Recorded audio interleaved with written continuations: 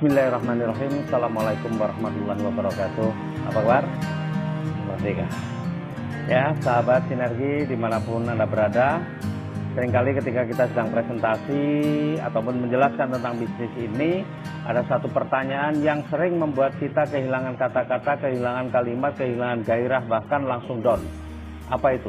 Ketika ditanya, ini MLM ya?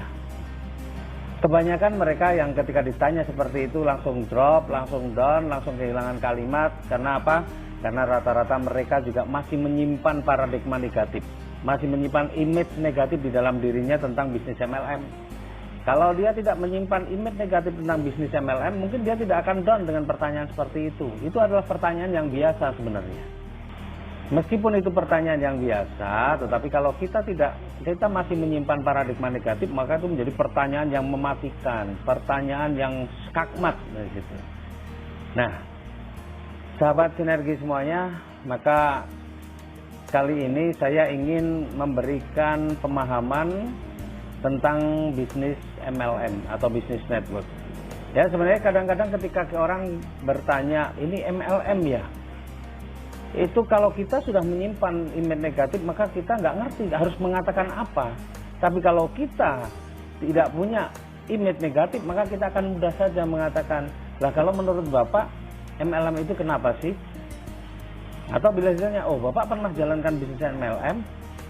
Atau pertanyaan-pertanyaan lain yang biasa-biasa saja. Nah, selama ini secara garis besar dari pengalaman saya, banyak orang ya ketika ditawarkan bisnis network yang menolak. Karena apa? Karena sudah punya image negatif tentang bisnis network. Image negatifnya apa? Image negatifnya ada kurang lebih lah ya, 5 ini. Yang pertama adalah cari-cari orang. Enggak lah, kita harus cari-cari orang. Sebenarnya masalah cari-cari orang itu masalah biasa ya, masalah cari-cari orang ini pekerjaan pengusaha. Saya sejak tahun 93 sudah menjadi seorang wira swasta, menjadi pengusaha. Ya. Nah, pekerjaannya apa? Pekerjaan cari-cari orang. Dulu saya punya usaha tour and travel, ya, tamu-tamu domestik. Kerjanya apa? Ya cari-cari orang yang mau wisata. Yang wisata itu orang atau bukan? Orang, berarti cari-cari orang. Saya juga pernah menjadi distributor handphone, punya toko handphone. Ya. Kerjanya apa? Ya cari-cari pembeli. Lah pembelinya orang atau bukan? Orang. Ya, jadi cari-cari orang biasa. Bahkan yang punya sekolah, cari-cari murid. Muridnya orang atau bukan? Orang. Ya, yang punya dagangan cari pembeli. Pembelinya orang. Kemudian yang punya pesawat sekalipun, dia cari penumpang. Nah, penumpangnya orang atau bukan? Orang. Jadi persoalan cari-cari orang itu sebenarnya adalah persoalan pengusaha. Jadi kalau pengusaha memang kita sudah latar belakang pengusaha, maka istilah cari orang itu bukan kendala. Nah, kita cari apa? Kita cari partner. Nah, di dalam bisnis ini Bapak Ibu mau cari partnernya orang atau bukan? Kalau Bapak Ibu pengen cari partnernya orang, ya berarti cari orang. Ya. Nah, jadi sebenarnya untuk yang pertama ini adalah biasa, wajar, karena Bapak Ibu semua sedang menjadi seorang independent business owner. Jadi Bapak Ibu sedang berlatih menjadi pengusaha. Maka yang namanya cari-cari orang itu satu hal yang biasa. Kemudian orang bilang ini, harganya mahal. Ya kita tahu di pasaran itu untuk produk yang hampir sama pun harganya bervariasi. Contoh obat ada obat generik, ada yang bukan generik. Harganya wah beda jauh. Bapak Ibu beli mobil, sama mobilnya, tapi setiap mobil harganya beda-beda. Ada yang mulai harga cuma ratusan juta, ada yang sampai miliaran. Jadi kalau bicara harga, itu sebenarnya sangat relatif. Harga itu mahal atau tidak, itu harus dikorelasikan dengan manfaat. Nah, alhamdulillah produk kita ini manfaatnya luar biasa. Jadi orang pakai produk kita, maka tinggal dikorelasikan. Uang yang kita keluarkan ini, ya, sesuai nggak manfaatnya? Sebanding nggak dengan manfaat yang akan dirasakan?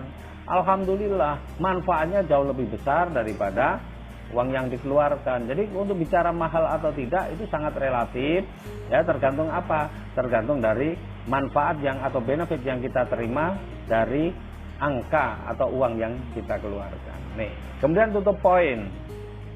Ya memang di bisnis itu hanya akan berjalan dengan baik ketika apa? Ketika juga terjadi pembelanjaan. Ya, nah Tetapi di bisnis kita, ya di BTBS, itu ada 3 plan A, plan B, plan C. Kalau untuk plan A, Bapak Ibu untuk dapatkan bonus sponsor, bonus pasangan, tidak perlu Bapak Ibu harus melakukan tutup poin. Tanpa tutup poin pun Bapak Ibu bisa dapatkan. Tetapi kalau untuk mendapatkan bonus di plan B, maka Bapak Ibu perlu tutup poin, karena bonus plan B ini adalah bonus dari repeat order.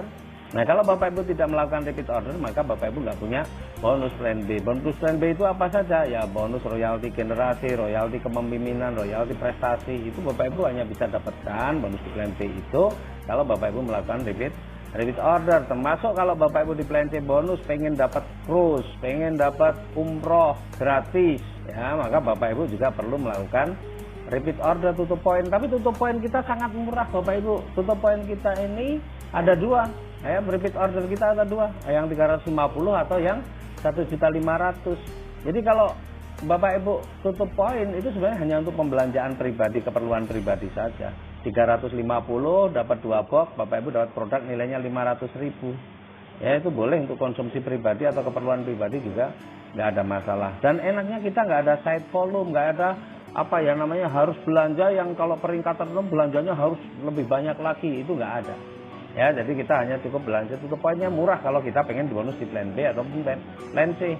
Tapi kalau tidak mau bonus di plan B ataupun plan C, mau pengen plan A, bonus sponsor, bonus pasangan, Bapak Ibu juga bisa dapatkan, atau di reward prestasi juga bisa dapatkan. Ya, jadi mau tutup poin atau enggak terserah di sini, tapi masih memungkinkan kita untuk mendapatkan rezeki. Kemudian haram. Ya, alhamdulillah, kalau masalah halal haram sekarang kita ini nggak perlu berdebat. Kalau ada orang yang tetap masih berprinsip bahwa bisnis kita haram, ya sudah, ikuti saja mereka. Kalau memang kita juga mengikuti berprinsip bahwa bisnis kita ini haram. Tapi bagi mereka yang mengatakan bahwa bisnis halal, faktanya kita sudah mendapatkan fatwa dari Majelis Ulama Indonesia. Dan tentunya sekarang ini salah satu lembaga yang masih dipercaya untuk mengeluarkan fatwa dan diikuti oleh masyarakat Indonesia apa? Ya, Majelis Ulama Indonesia. Jadi Anda mau ikuti fatwanya siapa terserah Anda saja, tetapi fatwa yang berlaku secara nasional itu adalah fatwa dari Majelis Ulama Indonesia. Nah, sekarang bicara tentang yang kelima nih, menguntungkan yang di atas. Nah, ini kalau bicara menguntungkan yang di atas, ini memang analisanya panjang. Ya, Bapak Ibu perlu tahu bahwa bisnis MLM itu adalah sistem pemasaran. MLM itu bukan bisnisnya, MLM itu sistem pemasaran. Jadi di dalam bisnis pada umumnya, itu cara memasarkannya secara garis besar terbagi 2. Jadi begini, saya mau gambarkan secara sederhana saja. Ya. Nah, bisnis, ya, ini sistem pemasaran, itu bisnis itu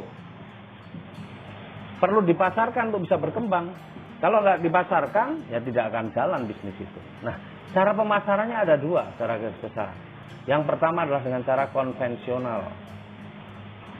Konvensional, ya. Nah, di bisnis konvensional ini, ya, seperti kita tahu dari pabrik, kalau kita misalnya contoh nih air mineral, ya, kita lihat ada truk yang membawa air mineral, terus kemudian kita stop, kita mau beli, boleh nggak? Nggak boleh. Ya, di bisnis konvensional ini ada strukturnya juga, mungkin dimulai dari distributor, kemudian apa, misalnya agen nih, kemudian di bawah agen apa, misalnya ini ada grosir, misalnya di bawah grosir apa, misalnya ini baru ada toko.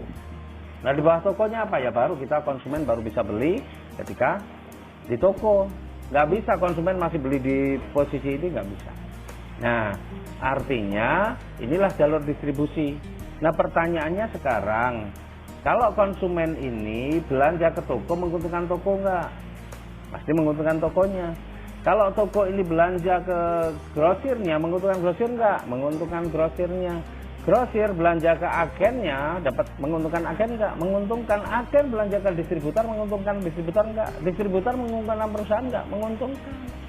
Ini menguntungkan yang di atas nggak? Ya iya.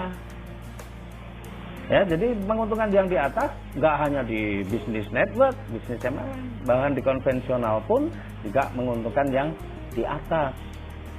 Nah, sekarang pertanyaannya, kira-kira nih toko ini laris tapi bisa mengalahkan grosirnya nggak? Nggak akan bisa mengalahkan grosir. Grosir selaras grosir nggak akan mengalahkan agennya, agen serame-ramenya agen nggak akan mengalahkan distributornya. Artinya untuk bisa mengalahkan yang di atas mungkin nggak. Ya kemungkinan itu selalu ada, tapi kemungkinannya sangat kecil. Dan kalau kita lihat ya, kalau kita berbisnis konvensional ini modalnya besar nggak? Kalau pengen hasilnya besar, pasti modalnya besar. Resikonya besar nggak? Wah luar biasa, resikonya juga besar. Makanya sebenarnya di bisnis konvensional ini, ya saya sendiri pelaku konvensional, banyak orang yang kemudian kelihatannya penghasilannya besar, tapi ending-endingnya pada bangkrut, rumah disita, keluarganya berantakan, ada yang masuk penjara dan sebagainya. Ada nggak kita pernah dengar orang yang, wah saya trauma dengan konvensional? Nggak ada. Mereka tahu bahwa resiko berbisnis itu selalu ada seperti ini. Bahkan resiko yang dipertaruhkan itu bukan hanya sekedar uang puluhan juta, miliaran. Bahkan rumahnya dijadikan agunan, apa yang dia punya jadi keagunan. Ya, sehingga sering kita lihat orang yang tadinya kaya raya tiba-tiba bangkrut. Kenapa? Karena dia menjalani dengan pinjaman, hutang uang pinjaman, dan ternyata bisnisnya mengalami kendala sehingga apa? Berisiko terhadap banyak. Ya, jadi ini modalnya besar, risikonya besar. Yang bawah menguntungkan yang di atas, iya. Yang bawah mengalahkan di atas, agak sulit.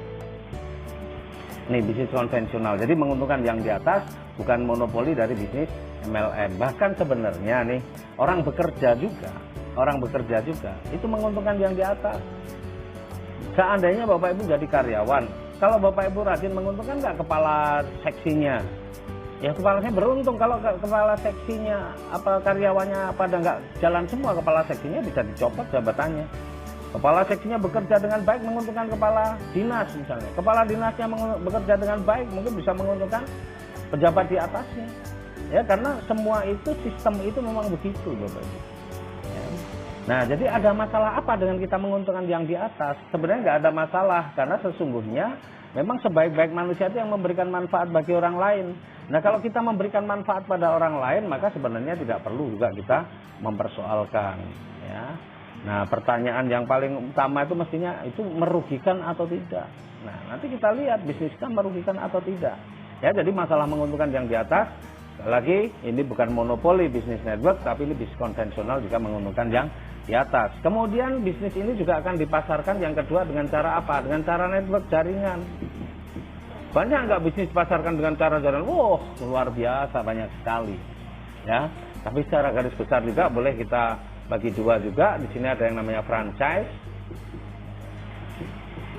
Di sini ada yang namanya MLM. Ya. Nah, franchise contohnya apa? Banyak sekali. Mulai dari restoran yang difranchise-kan, lembaga pendidikan yang difranchise-kan, minimarket yang difranchise-kan. Ya, itu modalnya besar nggak? Modalnya juga besar. Resikonya juga pasti besar. Ya. Nah, franchise ini juga tidak bisa Bapak Ibu, misalnya satu restoran internasional Bapak Ibu langsung datang ke pusatnya pengen ambil franchise di kota Anda. Nggak akan bisa. Kenapa? Karena di franchise ini juga sudah ada penguasa tingkat nasionalnya, sudah ada.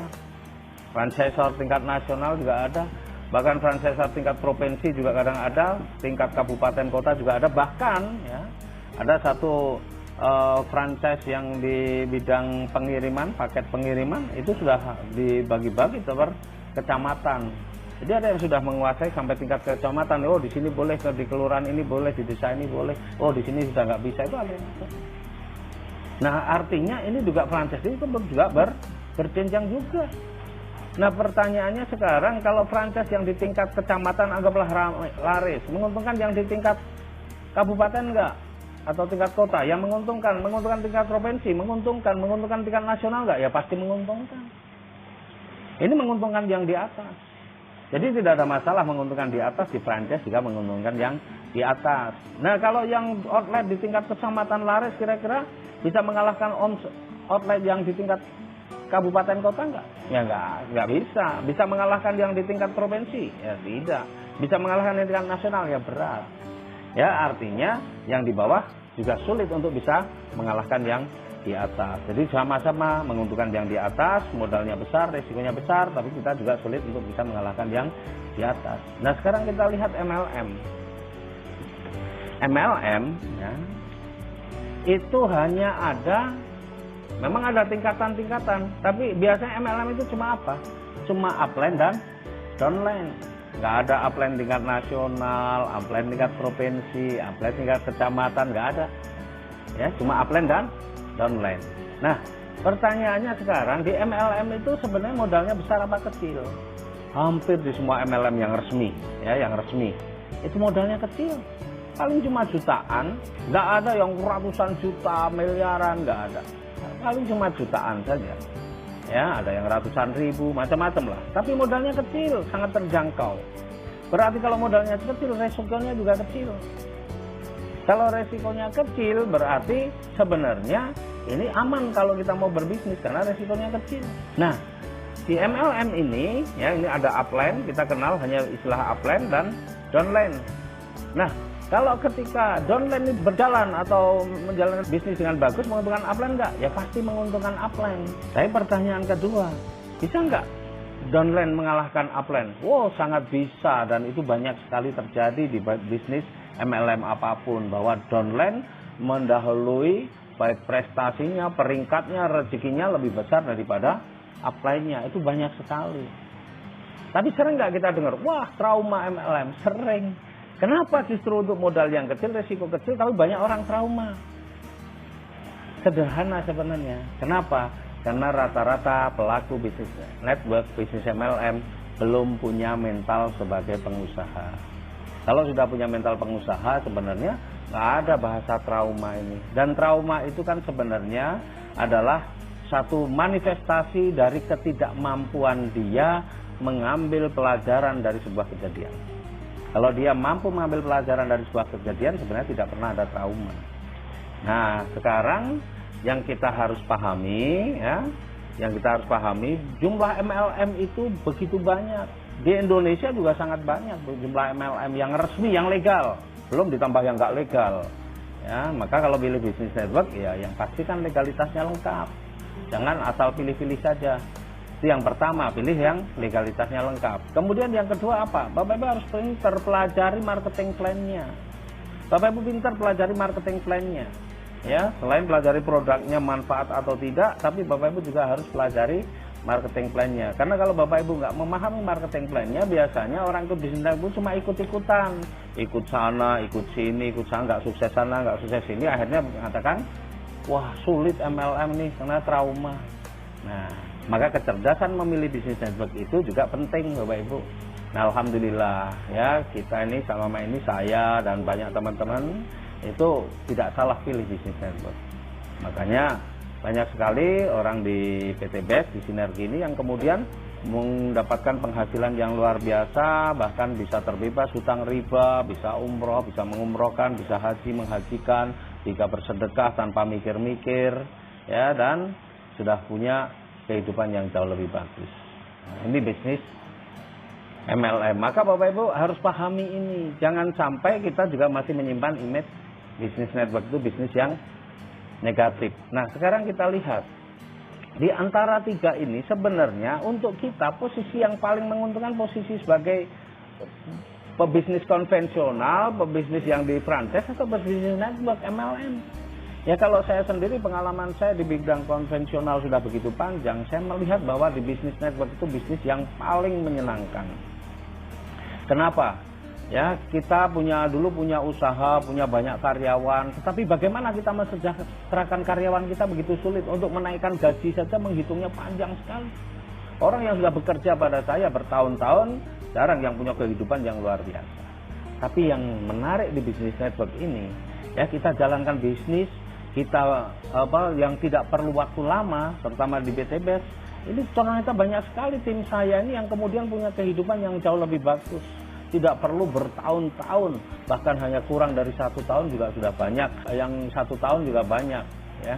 Nah, artinya apa? Di bisnis network ini kita bisa mengangkat harkat martabat seseorang, ya. Tetapi sekali lagi, Bapak Ibu harus pintar memilih bisnis jaringannya.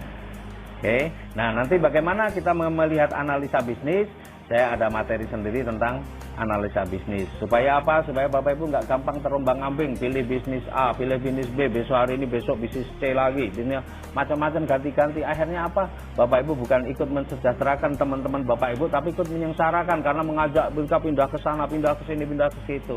Akhirnya mereka nggak pada sukses, cuma capek. Sehingga akhirnya kalimat, ah kapok saya, trauma saya dengan MLM itu akan muncul. Maka cerdaslah memilih bisnisnya. Oke, terima kasih. Salam sinergi, go berkah, no riba. Billahi taufiq wal hidayah. Assalamualaikum warahmatullahi wabarakatuh.